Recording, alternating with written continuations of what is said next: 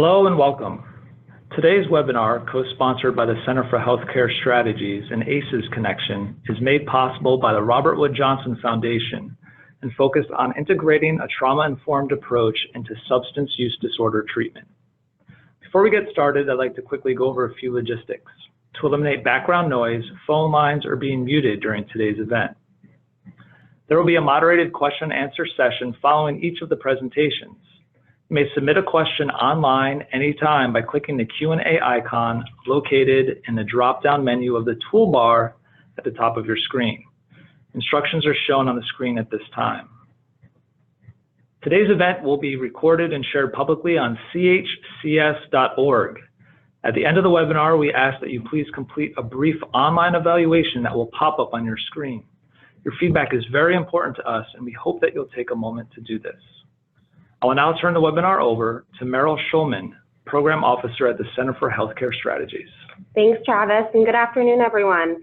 As mentioned, my name is Meryl Schulman, and I'm a Program Officer here at the Center for Healthcare Strategies.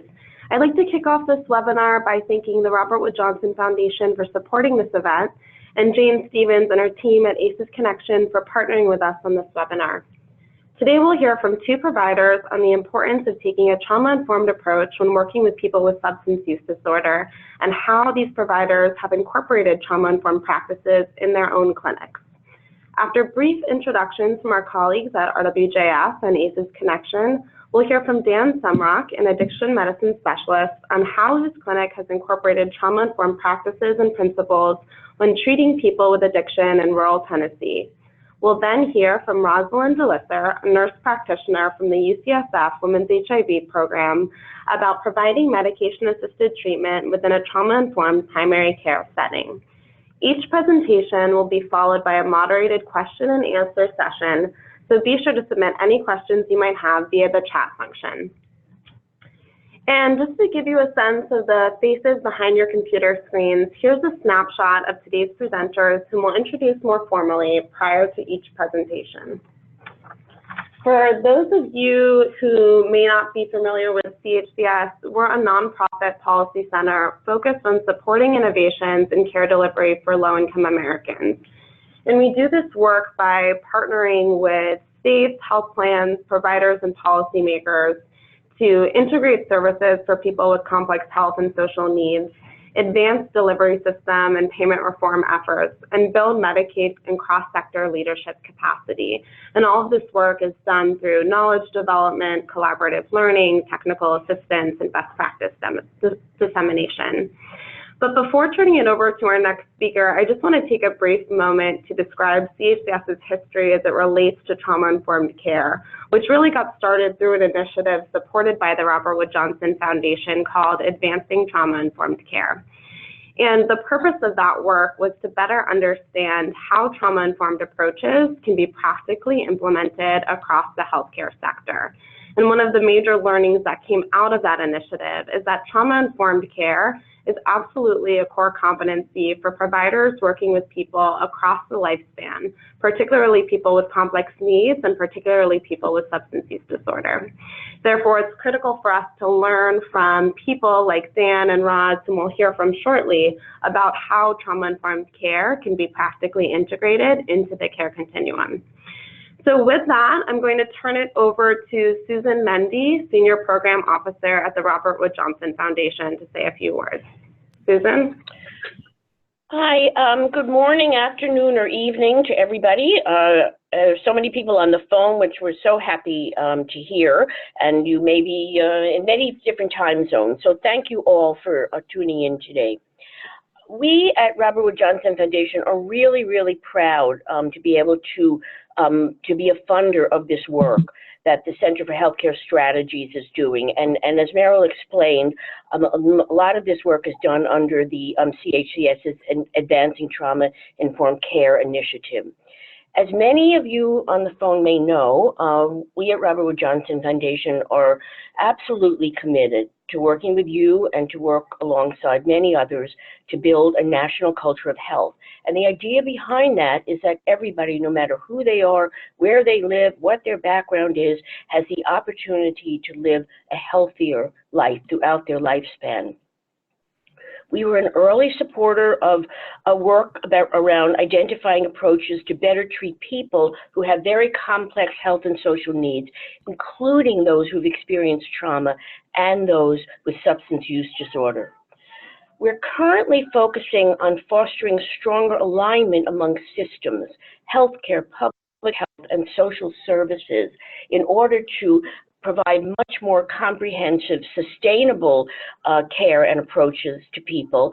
And part of this work, absolutely critical to it actually, is bringing the voices of community members into change and into decision making.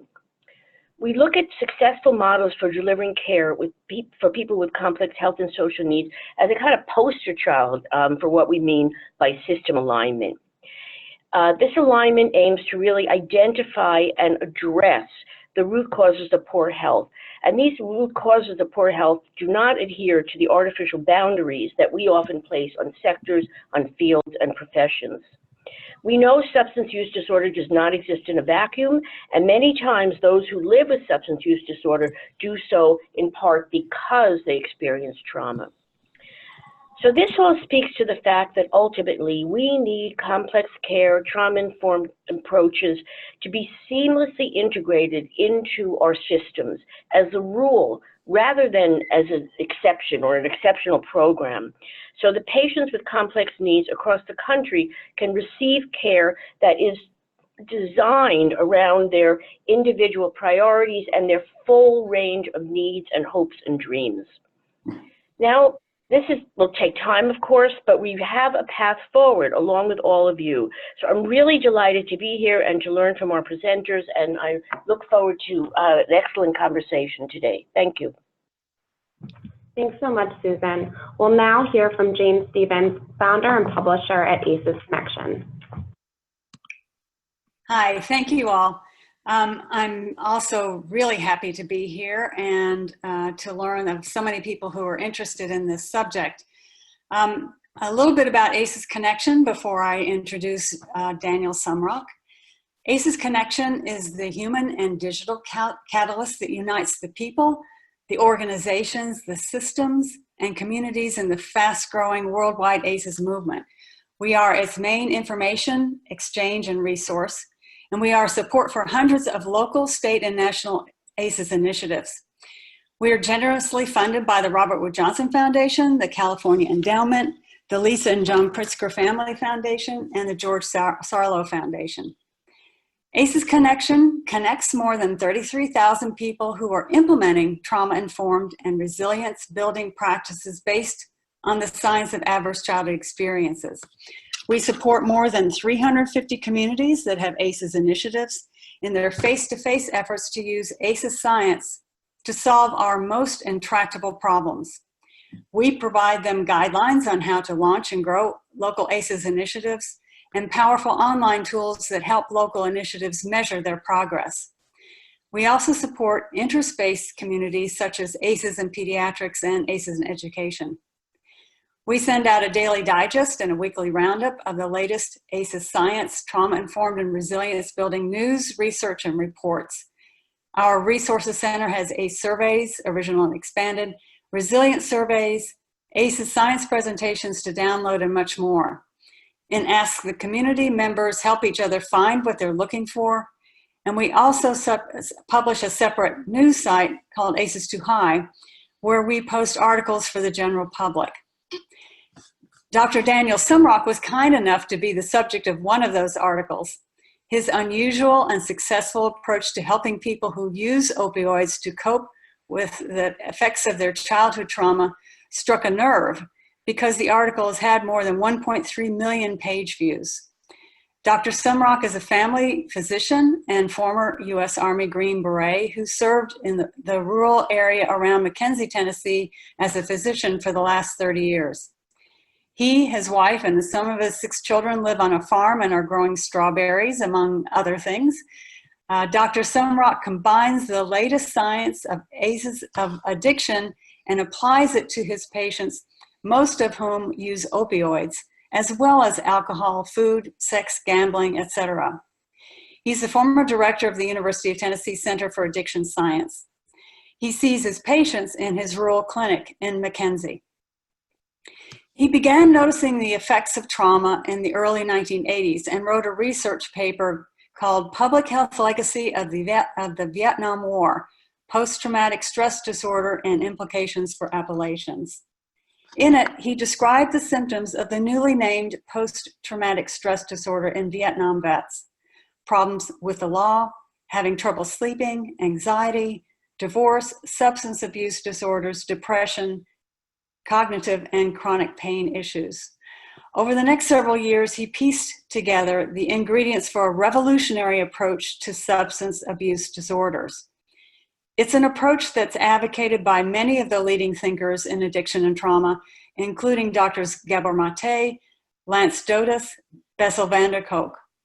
Surprisingly, it's a fairly simple formula. Treat people with respect instead of blaming or shaming them. Listen intently to what they have to say. Integrate the healing traditions of the culture in which they live. Integrate medically assisted treatment.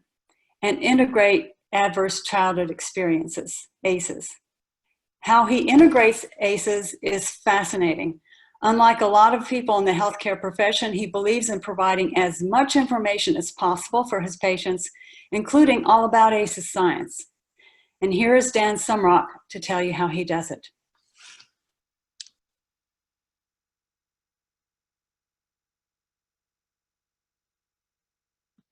Okay, can you hear me okay?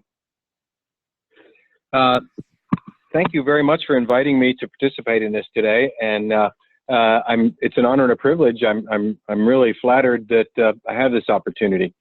I really want to echo what Jane said. It's about respect. It's about respect for autonomy. It's about respect for justice for clients. It's about beneficence, and it's about non-maleficence. The culture can't be overstated, and the value of understanding the culture that you're working in can't be overstated. And I often refer to my patients as the experts. So this morning, I just finished a group therapy session where I spoke with the experts about what we might talk about today, and they had some important observations for me. You can go ahead and advance the slide, please. I think most people are familiar with the ACEs pyramid. And of course, the foundation is the adverse childhood experiences, which disrupt the neurodevelopment and have social, emotional, and cognitive consequences. The adoption of those health risk behaviors, which Dr. Dotus calls ritualized compulsive comfort-seeking behaviors, which is, by the way, what we call it here. We try not to use addiction or talk about addicts because we see that as pejorative. And then we talk about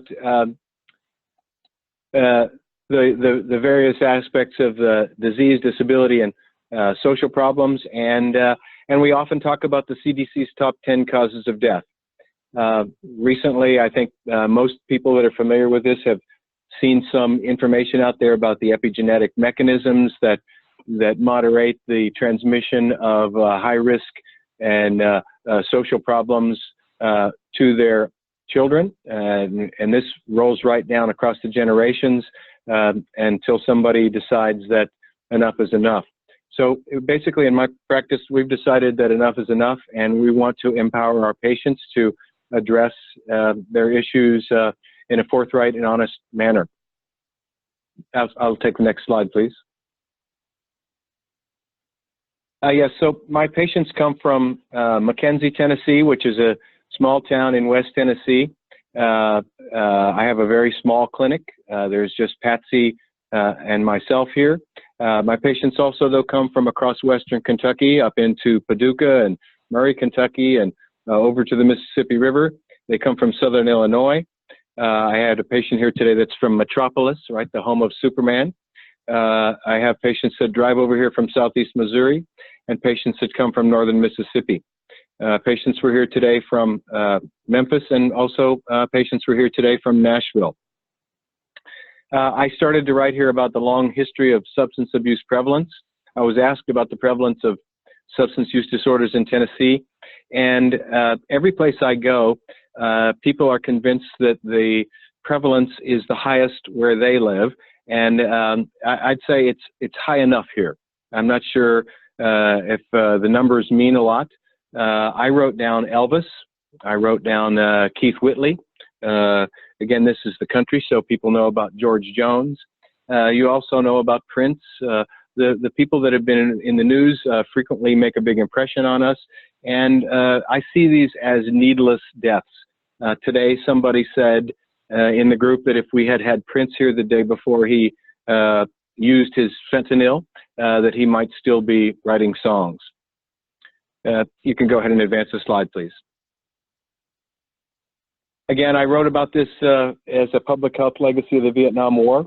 I wasn't really thinking about physical abuse or verbal abuse or sexual abuse or any of the other ACE items. I was really thinking about combat trauma when I wrote this first article with Steve Giles and Dr. Mitchell Bateman. Mildred was one of America's first Black women psychiatrists, and was a real role model for me in understanding care that's centered on the patient rather than the doctor's needs. The second is, of course, the landmark ACE study. Dr. Felitti and Dr. Anda. Dr. Felitti worked for Kaiser and Permanent, and I think some of you know his story. He and I have talked about this some, and he was actually running a clinic that was dealing with obesity, and patients began dropping out of the clinic even though they appeared to be on a trajectory to reaching their target weights, and it happened over and over. And Vincent said that he was puzzled by why that occurred and why people seemed to be on a successful trajectory and yet left the group before reaching their target weights. He decided he would take a day when he didn't normally work, a Saturday morning, I think is what he said, and he would call some of these folks in and he would see if he could get to the bottom of why people were leaving the group. He told me that he was in a hurry when he was interviewing the first woman, and he combined two questions that all doctors ask women when they take care of them. They ask, when was your last normal period, and are you sexually active? And he said, when did you become sexually active? And her answer was age 5 with my father. He was shocked by that, of course. And then she kindly offered that the reason she left the group is that if she was a little overweight, that she felt that she was somehow camouflaged and somehow protected from being re-traumatized sexually in her life. And then he told me that the next 3 women came in and told essentially the same story. And now, you know, I'm paraphrasing, and that may not be completely accurate, but that's the way I understood it when we talked about this. He said that can't be a coincidence. There's got to be more going on here than just these 4 people having this common experience. And that led him to do what we know now as the ACE study. Dr. Anda, of course, worked at the Center for Disease Control. And I've heard people talk about this as the most important study you've never heard about. Go ahead and advance the slide, please.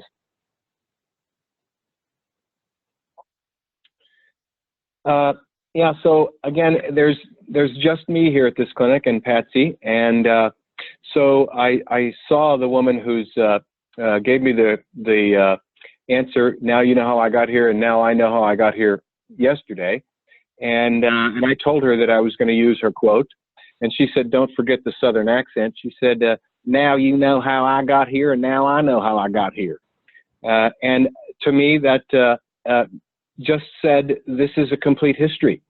The fellows that I've trained at the University of Tennessee, and there have been 6 so far, have come to regard the ACE questionnaire as part of that complete history. When I go to my own doctor, they give me a form, and I sit in the waiting room before I see him, and it includes the review of systems and what medicines I'm taking, and fortunately there aren't any, and what I'm allergic to, and what surgeries I've had, etc. And I do that too here, except that I also give them an ACE questionnaire to fill out in the waiting room. Go ahead and advance the slide. Yeah, so I just said that. It's completed at the first visit as part of the medical history. The patient fills it out at registration, and then in the privacy of the examining room, we review those answers. And what I found about that is that people often underreport their trauma histories. And the way I've made sense of that to myself is that I think it's too painful for people to have all of their trauma right on the tip of their tongues all the time, and so they tend to keep some of that stuff on the back burner. I think one of the things I had to learn as a physician and as an OBGYN in my early part of my career was that you have to be able to ask difficult questions. I will tell you that it's easier to avoid difficult questions and difficult conversations than to have them. And so it takes a little practice, and you have to be able to approach people in a way that, again, doesn't re-traumatize them. So what I'll often say is, does any of this sound familiar to you? And then I'll say, I'll ask the first question: did they curse at you, swear at you, humiliate you, put you down, or make you feel like you were being physically threatened?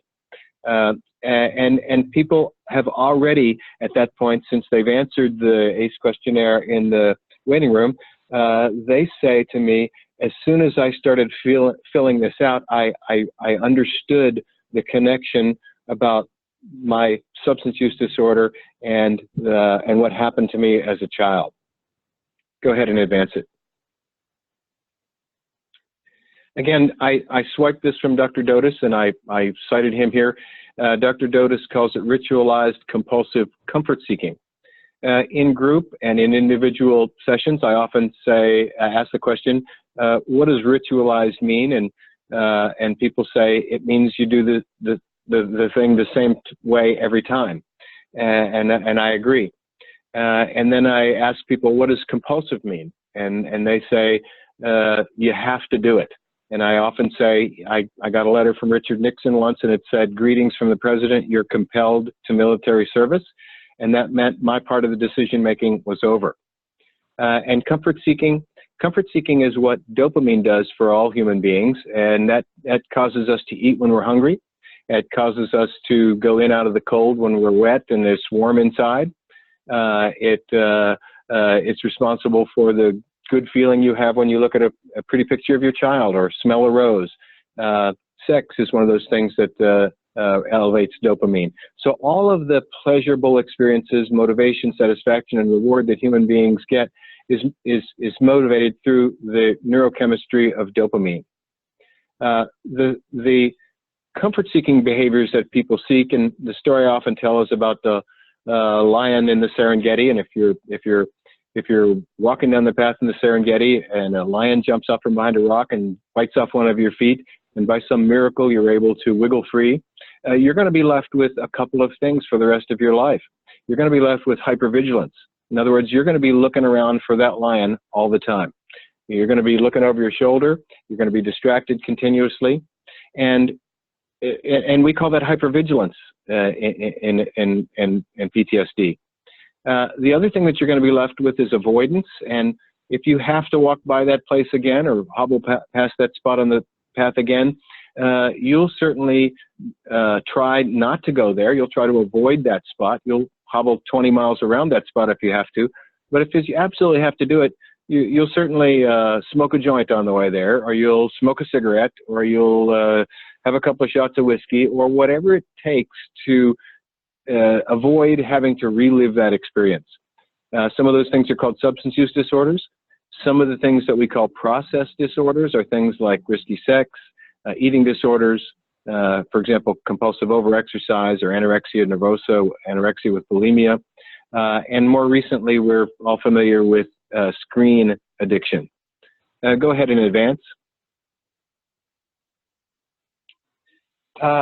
One of the things that I say to people, and I'll talk about this in a minute about our study that was just recently published, is that we've become aware that there is a dose response or a linear kind of a statistical relationship between those ACE events and those outcomes that those health outcomes that are so risky.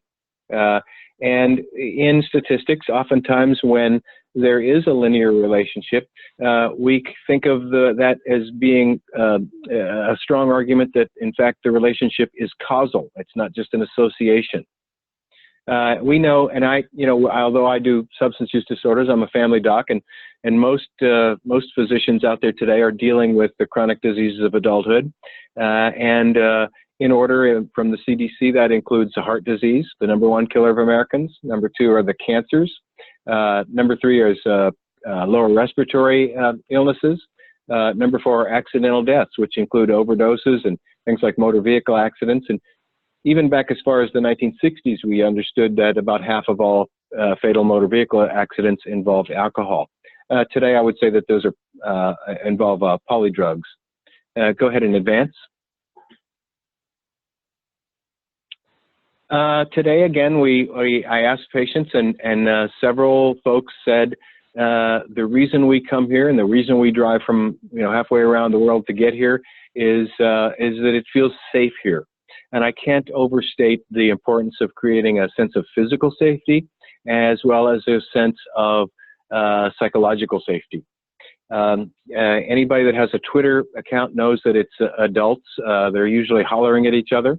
And I'm on a little bit of a Twitter war right now with a psychologist from another continent.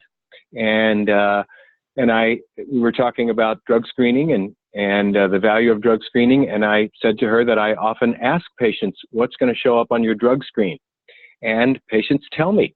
And she objected to that. She said they're drug addicts and they'll lie. And I said, yeah, of course they'll lie. People lie. But in fact, people will tell you the truth if you don't re-traumatize them by beating them over the head with their truths. If you respect their truth and their truths, and you they don't feel like they're going to be kicked out of treatment for revealing a truth, they're much more likely to be truthful. And my patients all today, they were agreeing with this, and they'd all noticed that I asked them what's going to show up on your drug screen. And I'll tell you that nearly every day before I start group, one of the clients sneaks up to me and says, I took an Adderall yesterday, or I smoked a joint, and it's going to show up on my drug screen, because they're worried about it and they want to make sure that I know about it before I just see it on the screen itself. I said something about cultural values. I worked on a Navajo reservation before I came out here to the Mid-South. I'm from Appalachia originally. I noticed Jane said Appalachia, which means she's not from there. And I love Jane. She's my sister from another mother. But I'll say that unless you adopt an approach to patients that respects their cultural values, you're really handicapping yourself, and you're making the process of treatment too complex for people. It's about autonomy. I said that. That's one of the 4 pillars of medical ethics, and I would venture that not many doctors could even tell you what the 4 pillars of medical ethics are, but once you incorporate that into your thinking, it becomes more and more clear every day how important autonomy, justice, beneficence, and non-maleficence are in every decision. Every x-ray that I order, every drug that I prescribe, every question that I ask, it's important that I remember autonomy, justice, beneficence, and non-maleficence, and patients feel the difference right away. When I worked on Navajo, I learned to speak Navajo a little, and I studied with an LDS missionary there and a Navajo woman, and I learned to do the medical encounter in all Navajo, because most of my patients didn't speak a lot of English, and most of them weren't capable really of expressing any kind of complicated thought in English, and so I learned to say, what's wrong with you, right? And that is, well, that's the wrong question. The wrong question isn't what's wrong with you. The right question is what happened to you. We talked about that today in group therapy, and patients' heads were nodding. What happened to you? How were you affected, and who's there for you? Those are the right questions to ask in trauma-informed care. I don't need a grant. I don't need a lot of money. I don't need a complicated, complex staff with all sorts of diverse skills. I just have to look at this in a way that respects the patient's autonomy and simplifies the relationship to make it one where patients trust me and I trust them. And I do, and they do. Any sort of an approach that a physician takes to, or anybody in a power situation takes to the individual who has the lesser power has a potential to re-traumatize. So I don't wear a white coat. And I think that's part of it. I call the white coat the cloak of infallibility, and I make it quite clear to my patients that I'm as fallible as they are. I think it involves kindergarten skills. And again, I have 15 kids. I have 6 kids of my own and 9 kids that are adopted and fostered. And those kindergarten skills are things like please and thank you and yes, ma'am, and no, ma'am, and yes, sir, and no, sir. And one of my dear friends was a Marine combat photographer in Vietnam, he's now passed, reminded me that it doesn't cost me anything to say yes, sir, and no, sir, but it's opened many doors for me. Go ahead and advance the slide. Yeah, so we talked about this today too. What are the things that keep people away from treatment? These are barriers to treatment. It's expensive to come to treatment. One patient and his wife come here that after having been kicked out of a program in Memphis, they lived about 70 miles from Memphis. At that program, they had a social worker, and they had a case manager, and they had a prescribing physician, and they had a therapist, and they had to come back every once in a while for a pill count. He said to me, we had a crappy car. We lived 70 miles away. We had to hire a babysitter every time we went. We ended up going 3 or 4 times a week. That was expensive. And then when we missed a meeting, they kicked us out. So patients feel safe coming here, revealing their truths, and it's not a complicated program. They get all of this care in one visit. We start with group therapy, and then we break up for our individual visits afterwards. And typically, I'll see 20 patients in a day in the morning, and they're gone before noon. So it doesn't have to be complex, even though their conditions are often complex. Again, you don't want to have to force people to relive the original trauma, but you're never going to be able to jump over a hurdle until you run right up to it. So we don't beat around the bush much. We respect people, and when they say to me, here's how this rings true with me. When I filled out the ACE questionnaire, I understood that my father was an alcoholic, and my brother went to prison, and my mother was abused, and of course they were divorced. And they begin to see right away, before they leave here the first visit, they're little evangelists around the science of ACEs.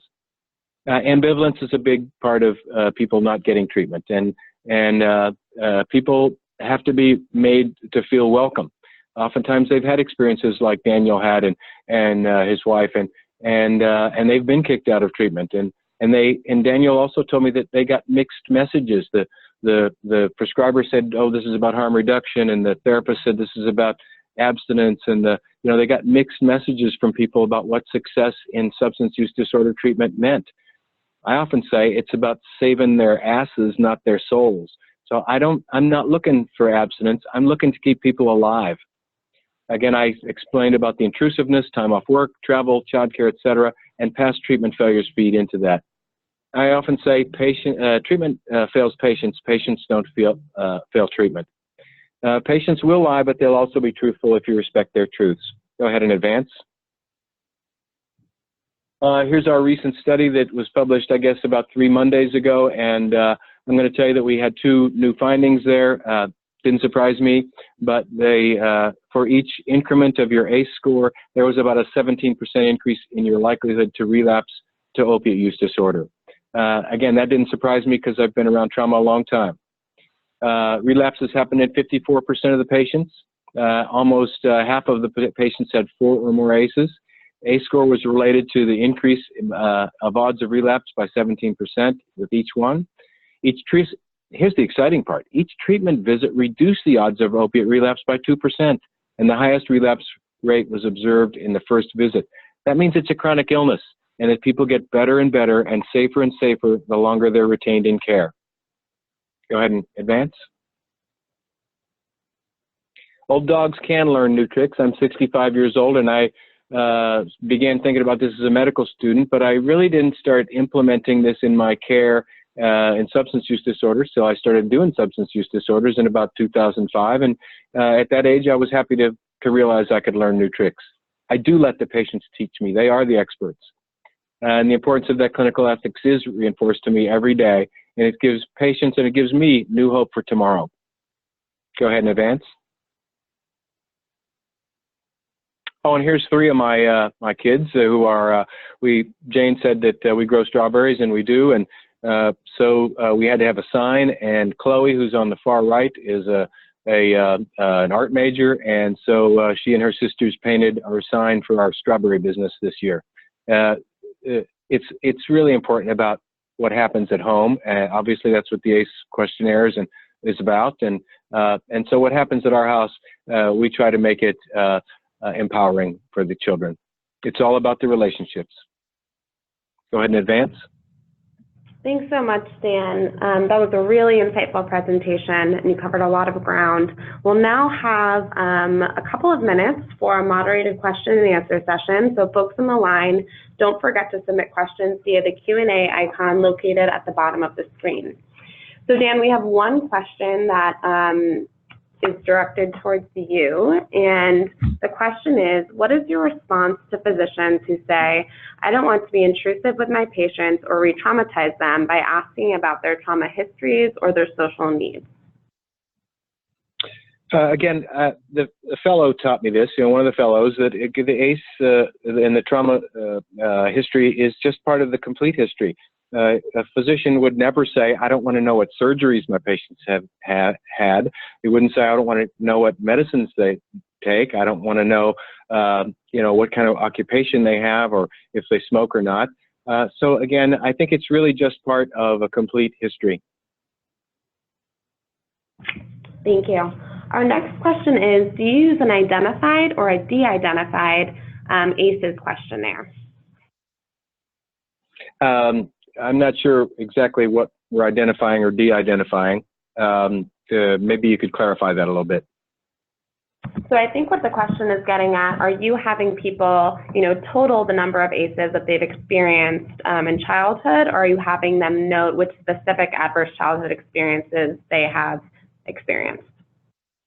They get a copy of the ACE questionnaire. It's 10 questions. They're yes or no's. I look at the whole thing, and they do it in the waiting room. And then again, I go over with them item by item in the room. So I know about specific adverse childhood experiences.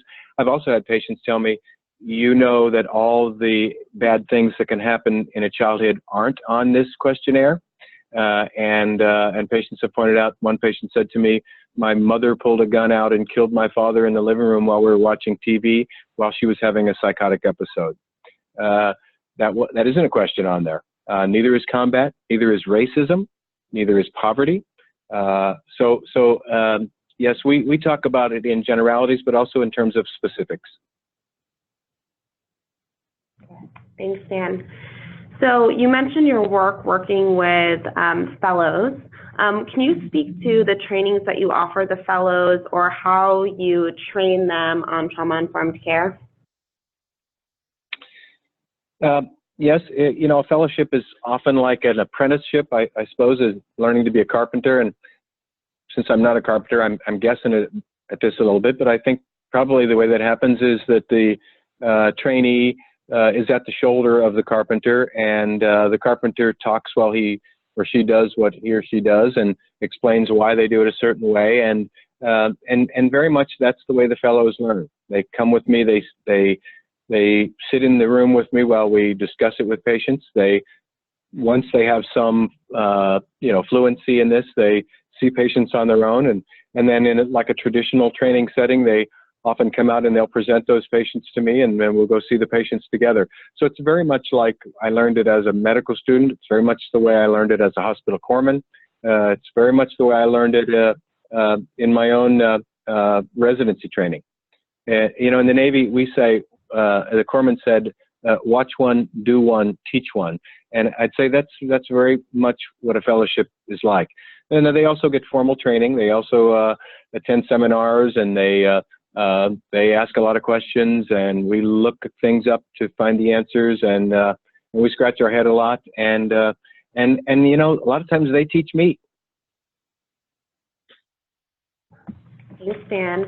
So our next question is about the services that you offer at your clinic, and I know you talked about a number of these, but can you describe the various services that are provided to patients with substance use disorder? Yes, as an addiction specialist, we try to take full advantage of the medications that are available. those are things like buprenorphine, those are things like naloxone, naltrexone, those are things like even antabuse, but oftentimes those are things like Prozac. I just sent a woman to Nashville for a series of ketamine infusions. So any of the sort of medical interventions that have come into play, we try to take full advantage of those things. Thanks, Dan.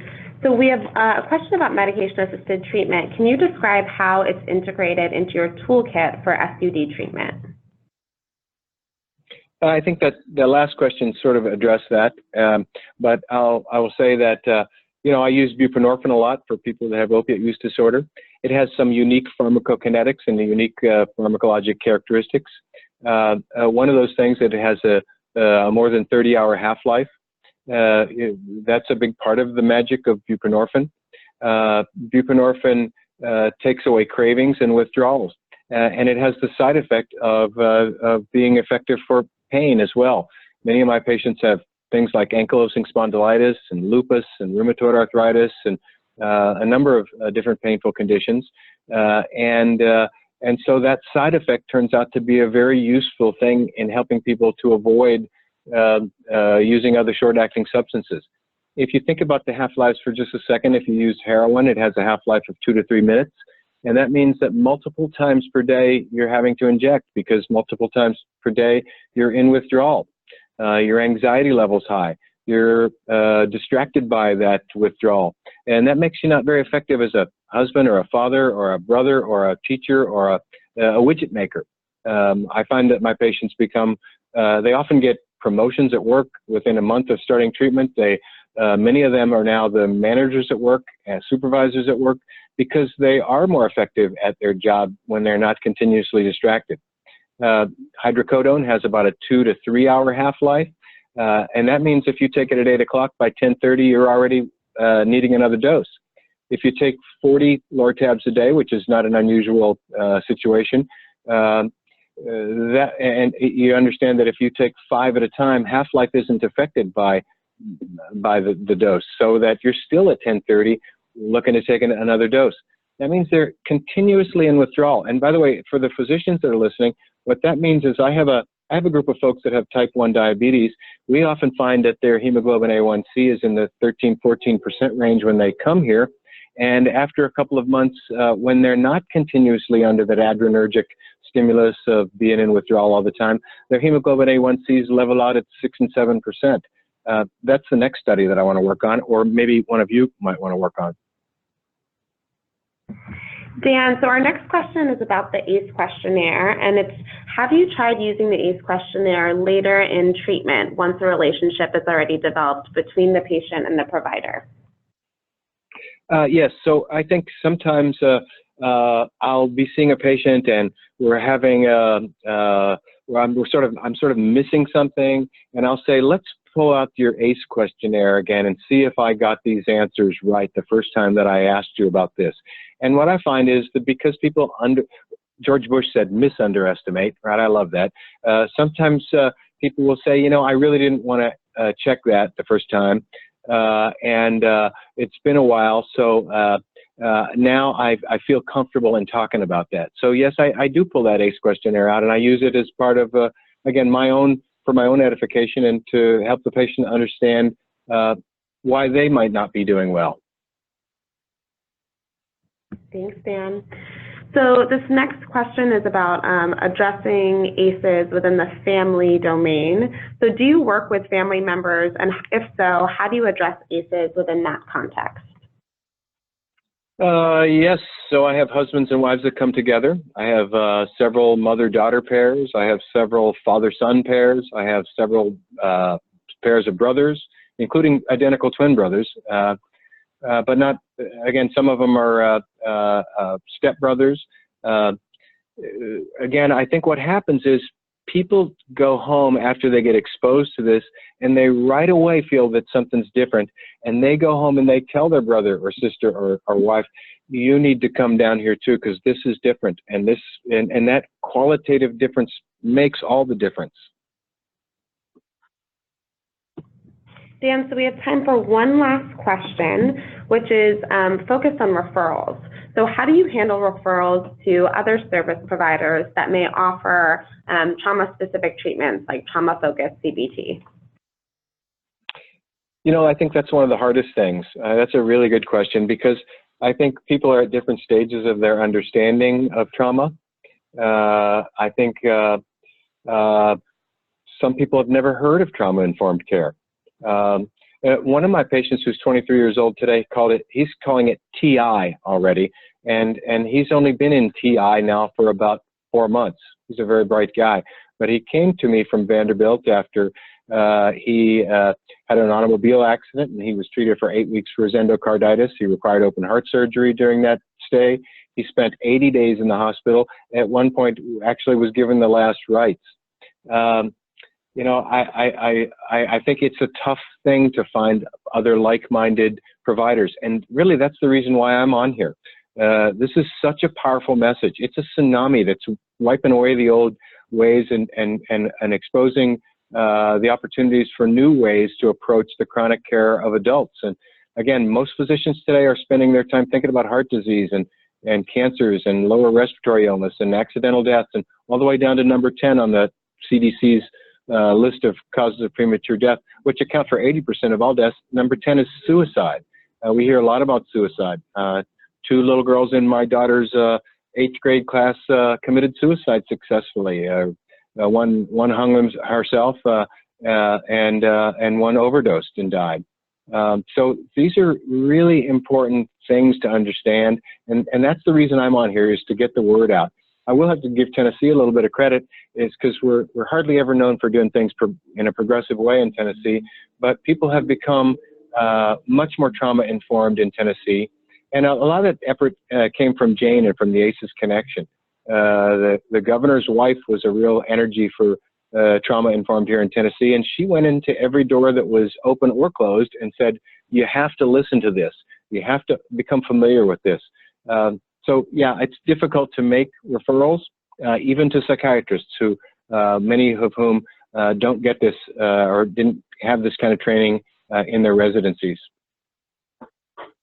Well, thank you so much, Dan. You gave us so much to think about, and we really appreciate you taking the time to share your expertise with us today. We're now going to hear from Rosalind Elissa, who is the Director of Integrated Behavioral Health at the University of California, San Francisco's Women's HIV Program. Roz, it's all you. All right. Hello, everybody. Thank you for the introduction. So Dan, thank you as well. It's while we have never met personally, we are clearly kindred spirits and share much in our work together. So I just wanted to give you all a little bit of a backdrop to understand the culture of our setting. San Francisco is a very small city, being 7 by 7 miles in diameter. The median home, actually, since these slides were submitted, is now up to 1.5 million, and we get a weekly report on the number of homeless individuals living on our streets. And at the moment that I submitted these slides, it was 7,200, and we are all aware that that number is climbing. Our folks have a tremendously difficult time getting into a shelter bed. There's often many-day wait lists for that, as well as any sort of permanent housing. All of our permanent housing is also in neighborhoods where there is significant trauma going on the streets, and so many of our folks are living in areas where they're traumatized just walking out the door by drug use, by needles on the streets, by violence, and just fear of leaving the home. So our city right now is really challenged by being an environment that is traumatizing to the folks that we care for in our clinic. I want to share that we have a very diverse clinic, and the most of our folks are very engaged in their HIV care. As you'll see, very high levels are on their ART. They are undetectable viral loads. but we have a pretty significant challenge with prescribed opiates. And you'll see in the next slide, we have a significant challenge with substance use and history of trauma. And just a little context, we are a women's HIV program, and so it is HIV primary care and really sees HIV as a chronic disease. And the women who come to our clinic are cis women or transgendered women. And then we have several family members who were born to women who are being cared for in our clinic, and then we've assumed care of their children. The majority of those children are HIV negative, but it's become such a family that we've been able to wrap them into our place. So to speak a little bit about trauma and substance use at our clinic, our rates are quite high, as you'll see here.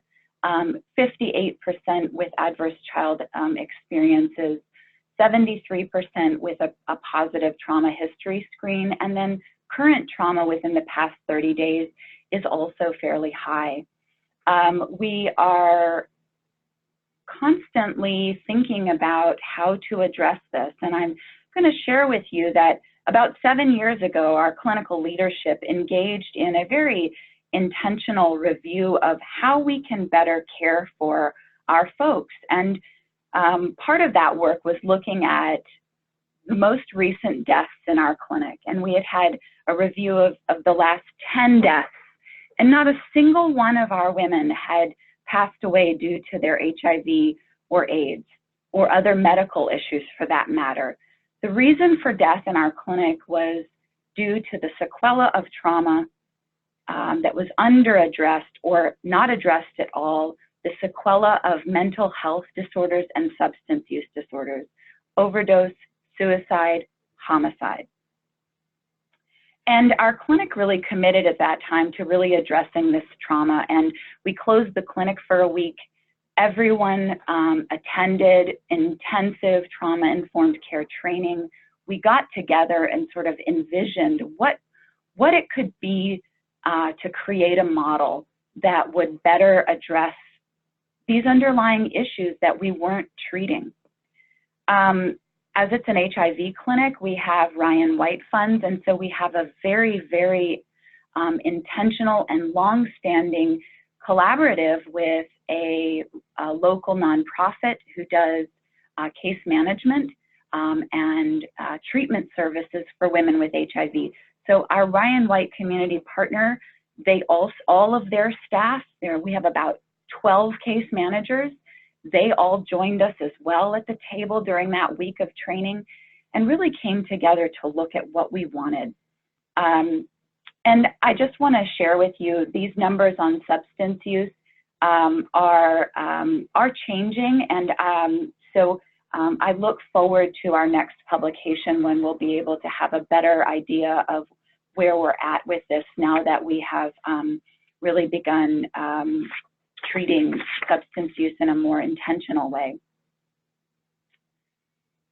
So what came out of the week of work together, as well as some envisioning, was a model for trauma-informed care that's really, we feel, very applicable or very much able to be implemented in the primary care setting. And you'll see in the model that there are 5 primary tenets. The first is environment, and so really thinking about our environment. We turned off the CNN, we turned off the music that was had any connotations of negativity, and we really looked toward to create a calm and safe environment. Part of this work meant also engaging a very strong patient advocacy group who today continues to meet monthly and sometimes twice monthly. And so we allowed the patients to also help to inform this model and what they felt was best. And I will share with you that even today, any new thing that we're implementing, we take it to the patient advisory group, and we take it there not once, but twice and sometimes 3 times, and we work through what is possible. When we think about inquiry, a big one for us, we see inquiry as coming to inquiry assuming a history of trauma without even asking. So if we assume that, then it allows us to as providers, immediately come off of any place of judgment or any place of negativity, but instead compassion in trying to really understand the impacts of the past trauma or current and ongoing trauma. We do have structured tools that we use. However, we heard from our patient advisory group, they did not want those tools to be given to them by a medical assistant or even our social workers who they've known for years, a case manager. They wanted their tools to be done in the context of a conversation with their provider. And so we create opportunities for yearly screening where we really go through the tools, not in a question by question, but an actual conversation to better understand. And I think that that's been a really powerful experience for all of us, because then it leads to how we then respond and educate. And these are two areas I'll spend a little bit less time on, but what this meant was really thinking for our clinic, what are the services that we need in clinic, and what are the referrals we need outside of clinic to ensure that when an individual experiences intimate partner violence or has had a recent traumatic event or has finally disclosed or felt comfortable disclosed significant adverse child event, then we can refer them and or treat them. So we have drop-in therapy services in clinic, and we have weekly groups. One is a sort of more open and flexible group where people can just come in. It's very supportive and it's peer-led. And then we have a second group, which is a little more structured. That is a WRAP group, which really looks at the addressing trauma and really thinking through skills to manage and cope with the impact and effects of trauma. Lots of education goes into our work with patients, but also with our provider group, as well as our students. We are training pharmacy students, psychiatric nurse practitioner students, family nurse practitioner students, and then we also have medical students, residents, and fellows. And so we have a very much interprofessional training model. And social work students, excuse me. And so we really bring that back to the education and socialization of the clinic. And then a foundation, and in our foundation is where we see creating services to support us, the providers. Moving forward, I wanted to introduce you to our interprofessional team.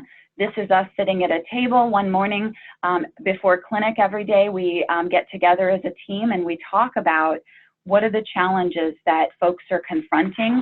What you don't see in that slide is to the right, all of our case managers from our community collaborative are there together as well. Dan, I loved what you said about treatment. A patient doesn't fail treatment, the treatment fails the patient. And I would say it's the creation of these team meetings that allows us to really think about where we're failing and where we need to pick up the pieces and figure out and get creative and get innovative. And it's often our case managers who have seen them on the street or done a home visit that really take a huge part in that. So to better understand what we're doing, I thought that I would provide a couple of cases for you from our clinic. And Miss C here is an individual that's experienced significant childhood trauma as well as ongoing adult trauma. Rather than read the case here, what I'd like to do is introduce you to our HERS team model, which is our health empowerment and recovery team. And our health empowerment and recovery team came together as part of a SAMHSA grant that we were awarded about 18 months ago, where we began integrating medication-assisted treatment in clinic. And Miss C was actually one of our first clients that we began to engage. And so our team engaged her and began working with her, educating her. At that time, she was actually on methadone and going to a local methadone clinic every morning. She was having increased use of crack cocaine, and she was also using heroin on top of her methadone. She had had a tremendous episode of depression after she began, her use began to get out of control. And her grandson that you see there, she was the primary care provider for her grandson and was risking losing him to CPS. And so that really spiraled an intense depression, shame, and then also a tremendous sense of powerlessness. And going to the methadone clinic, we finally sort of uncovered that was actually tying into her sense of powerlessness. So our HERS team began engaging her, case manager, substance use counselor, and finally she got referred to me for really full of psychiatric evaluation along with evaluation of her opiate use and opiate use disorder. She agreed that she wanted to go ahead with a Suboxone induction, and we tapered her down on her methadone so that we could safely do that, that induction. And we developed a shared treatment plan for her, and at that time it meant individual therapy, the drop-in group therapy, as well as case management. And a big thing for her was transportation. And I want to share that since giving these slides to CHCS, we've seen Miss C sort of pull back from care. And we're actually, at this moment, yesterday in clinic, I was asked, so are you going to stop prescribing her Suboxone? We haven't seen her in the last few weeks. And really in the clinic, we approach diversion, we approach waning engagement through harm reduction. And so we think about, so if our folk here, our Miss C is in fact selling her Suboxone, well, that is an issue, but it's likely fulfilling another need. We can help to address those. And for her, that means more touch, higher touch. And so we've been reaching out to her and slowly bringing her back into clinic. We also definitely feel that it's more important for Suboxone, buprenorphine, naloxone combination to be on our streets rather than more heroin. And so again, thinking about harm reduction, are we going to make it a requirement for her to come to group, to do this, to do that, to get her Suboxone? No, we're not. But we do want to engage her, and we do want to find out where the challenges lie. And again, the trauma is a big part of that. The next case that I want to introduce you to really kind of exemplifies the intersection of chronic pain and opiate use disorder. And Miss E actually was a healthcare provider and had a needle stick in the early 90s. And along with a significant childhood trauma, the contracting of HIV led to a just incredible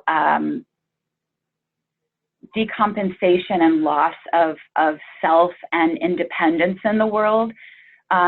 She eventually was able to get back to work and had many years of great work. However, she developed dementia.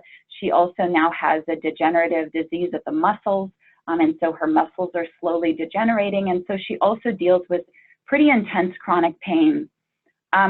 She's never identified as having an opiate use disorder, which we find is such a common thread in individuals with chronic pain because they've always been prescribed pain meds. And so they've not necessarily identified that then has now led them to develop an opiate use disorder. So her pain was being managed by a primary care provider and our HIV specialist. So it it was a bit fragmented. And so one of the things that happened when I got involved and when our HERS team got involved was to look at that. And we found that, you know, at some times she would have 2 and 3 fentanyl patches on, one from a month ago and one she couldn't remember when she put on. She was taking up to 4 to 8 Norcos a day, and she was also on diazepam. And so most of us know that this is a very dangerous combination. On top of this, she has significant chronic suicidal ideation. So this combination, along with coming in on a regular basis feeling incredibly suicidal, but too scared to do it, and actually asking for physician-assisted suicide, really led to tremendous sense of isolation and, again, her loss of independence, but also this sense of medical trauma. And I can't highlight that enough, is that that's where she really identifies her trauma as coming from. We've since gotten her onto Suboxone. She is coming in every 2 weeks. She is no longer controlling her meds because of the cognitive impairment.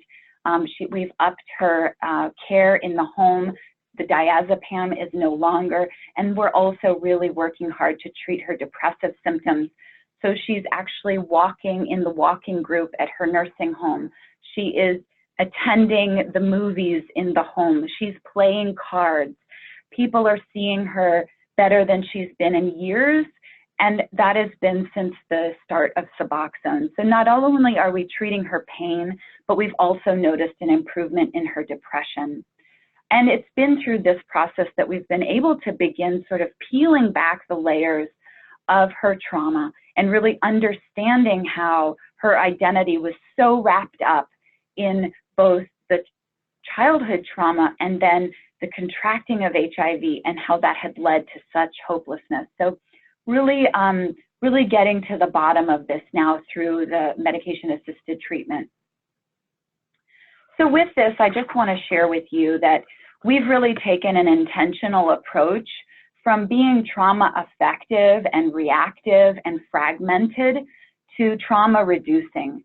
And I will tell you that we are not perfect here, but we are definitely working on healing. We are working on building skill, and we are working on our reflective capacity.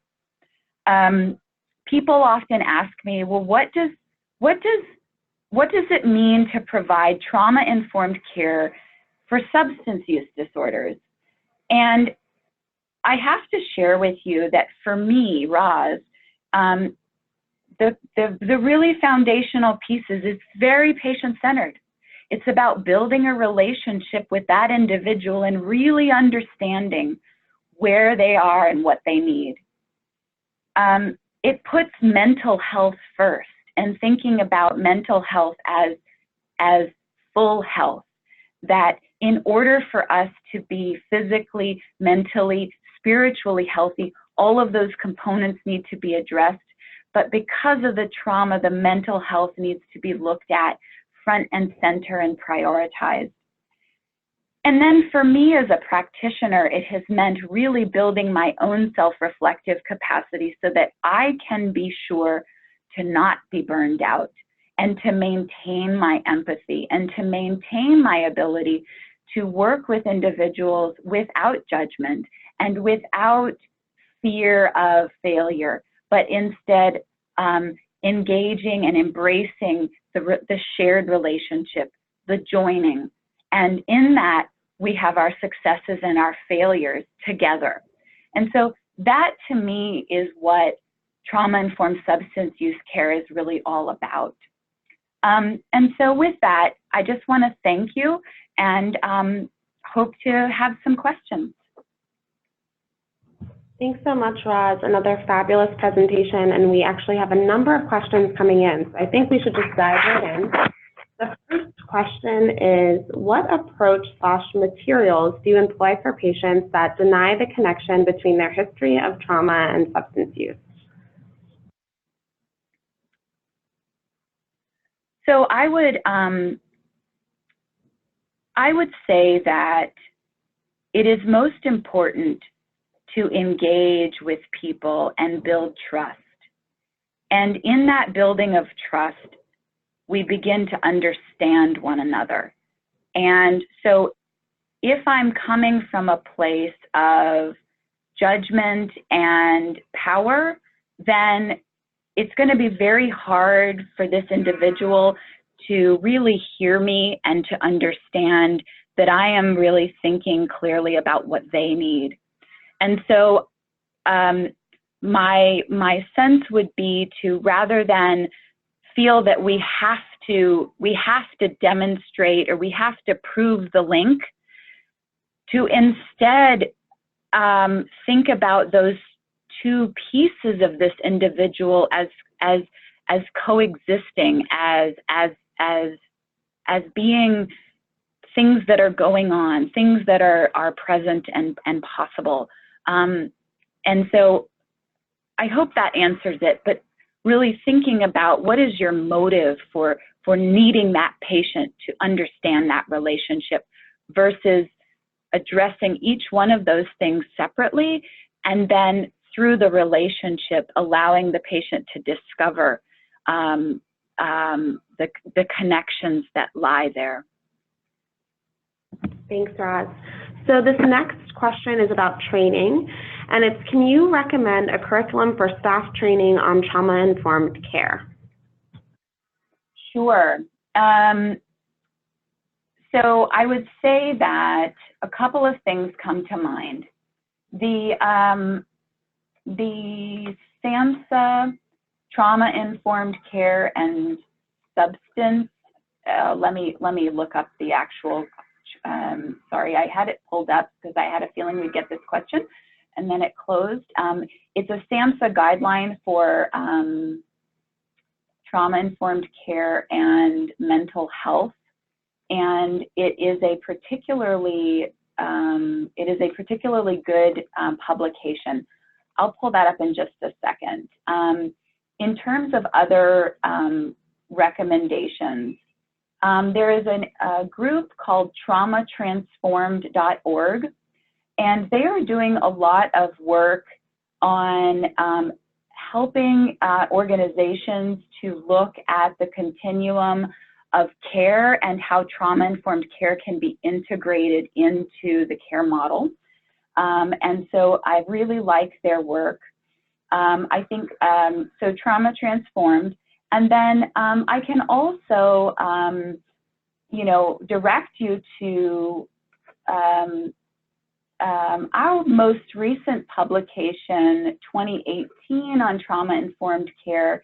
And Eddie Mochtinger is the lead author on that.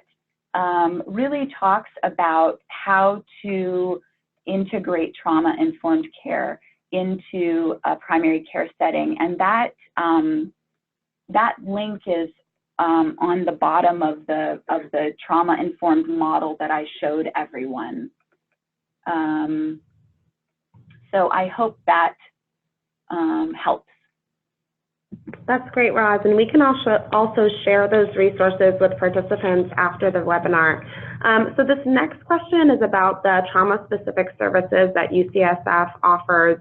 Can you describe those and how those referral mechanisms work for patients?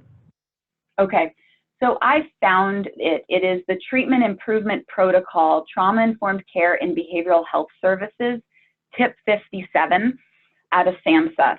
And I'm just going back real quick. And many of you may not be in behavioral health settings, but what I love about this publication is that it provides some insight and understanding for the trauma-informed approach and how you might use that in your setting.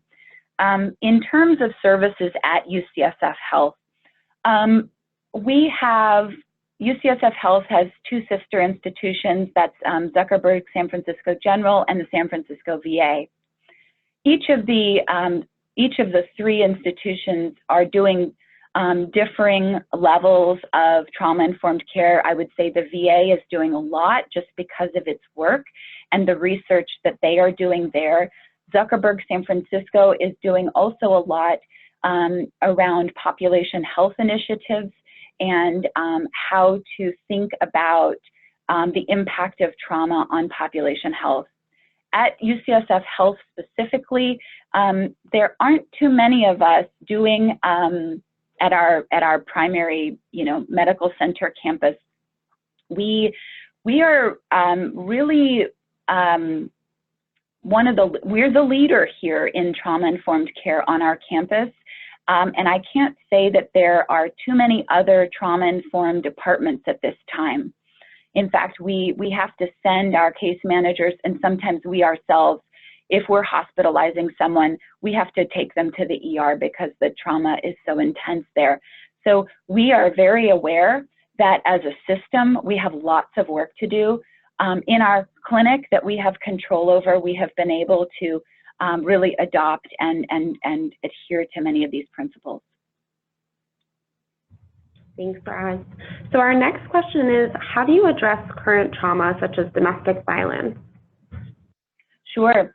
We're actually working very closely with Futures Against Violence. They are a fantastic, Futures Without Violence, excuse me. They're a nonprofit organization that helps all healthcare practitioners, providers, personnel to understand how to best screen and talk about intimate partner violence.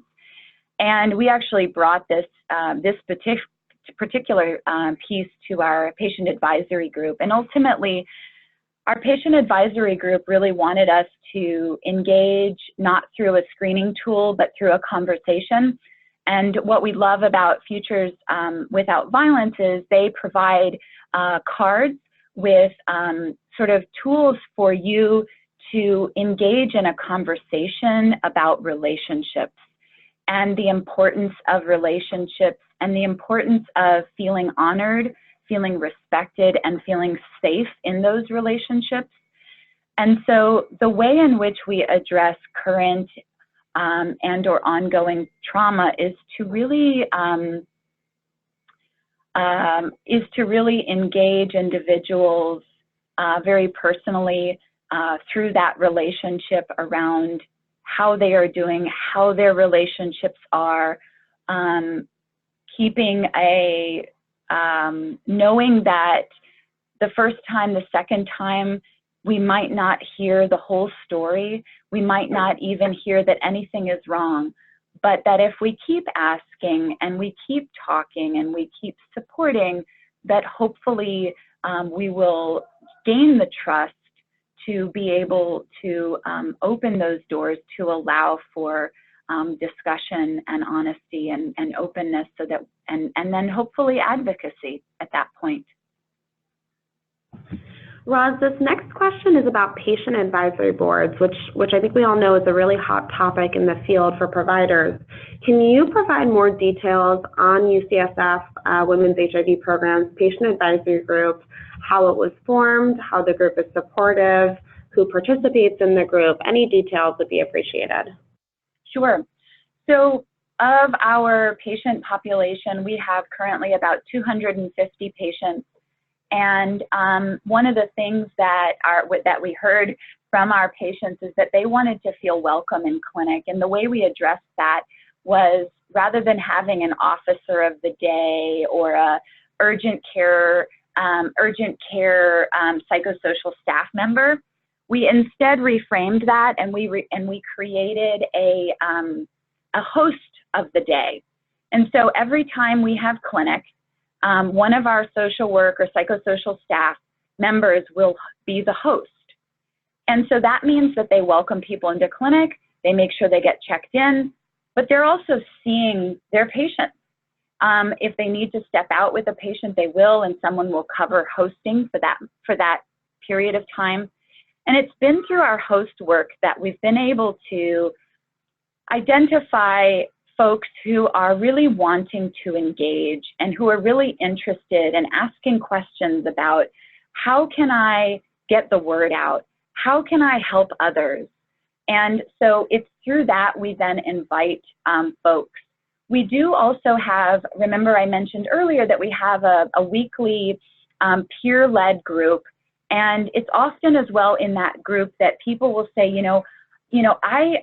I want to, you know, I'm feeling so good now, I'm in recovery, I want to support someone else. How can I do that? And so we'll invite them to the patient advisory board. So our board has individuals who have a fairly high educational and socioeconomic status, and we have individuals of a very different, you know, social status as we are currently defining that, which I can't stand, but how else to let you know to describe that, right? So it's a diverse group of women who are wanting, willing, and able.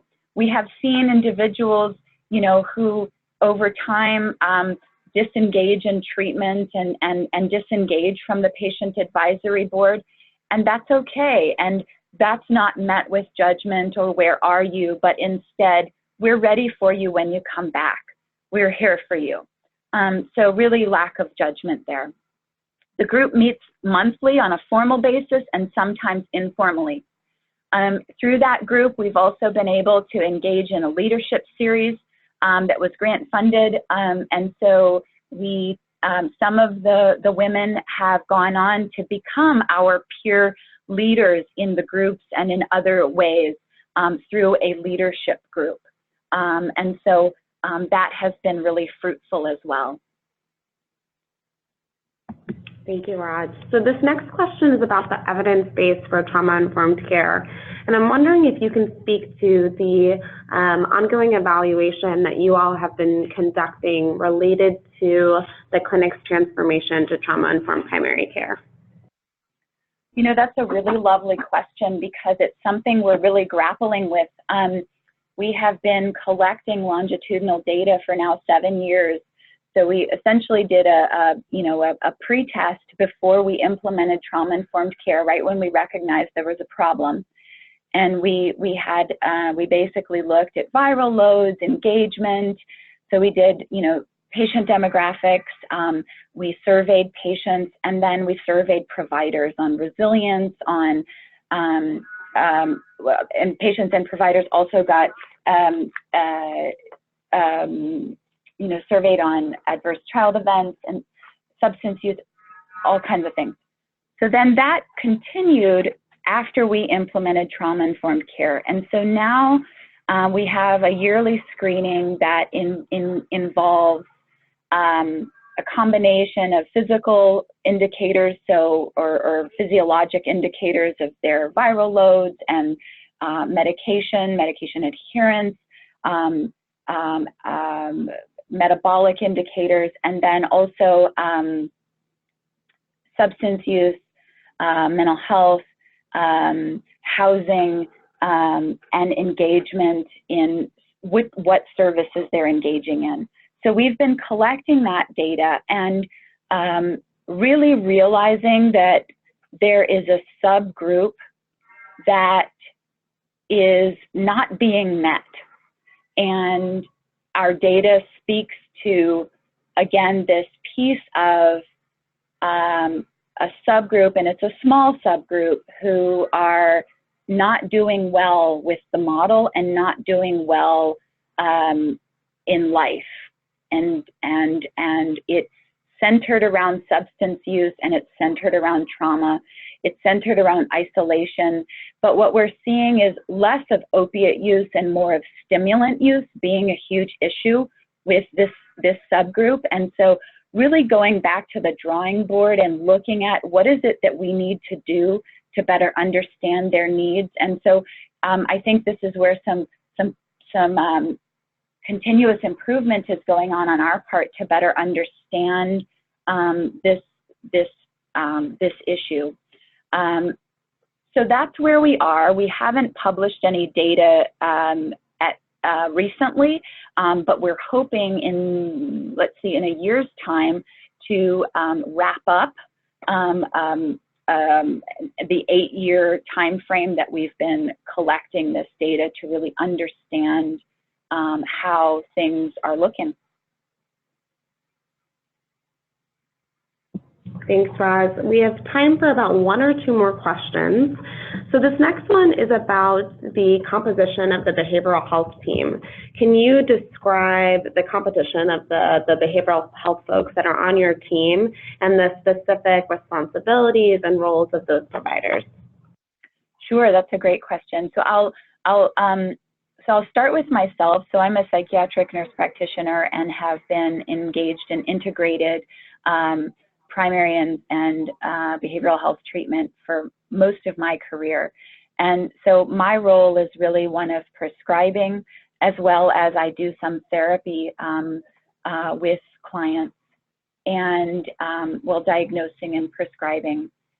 We have then a social worker who has a PhD, and she is really our program director and director of trauma-informed services. And so she really takes the bird's eye view at looking at what services we're providing and how we're going to, what we need to do to make changes. And she does see some clients for individual therapy. Then we have 4 social work associates who are 2 are medical social workers and 2 are substance use behavioral health social worker. That's their background. And then the 2 behavioral health social workers are both also substance use counselor trained. And then from there, we have peers who don't do any services per se with individuals, but they do run our drop-in group. And then we have our community case managers who do a lot of work. And so I would say that sort of makes up our behavioral health team. And so individuals will often be referred from their primary care provider either directly to myself or to one of our social workers for an intake. And then we decide, is this someone who is needing more therapy services, or do they need more psychiatric and substance use evaluation and treatment? We also have a collaborative with a community clinic who has a grant, and so they do send an LCSW once a week to provide therapy services. So she does individual therapy, and that's drop-in once a week. So that is, I would say, what makes up, and that clinic also has a psychiatrist who comes to clinic once a month. And so he does some collaboration and consultation with us as well, but a little less permanent in clinic.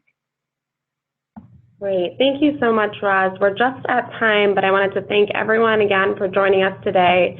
And I wanted to thank our speakers, Roz and Dan, for sharing their expertise. Thank you to ACES Connection for co-sponsoring this event with us, and to the Robert Wood Johnson Foundation for its support of this webinar.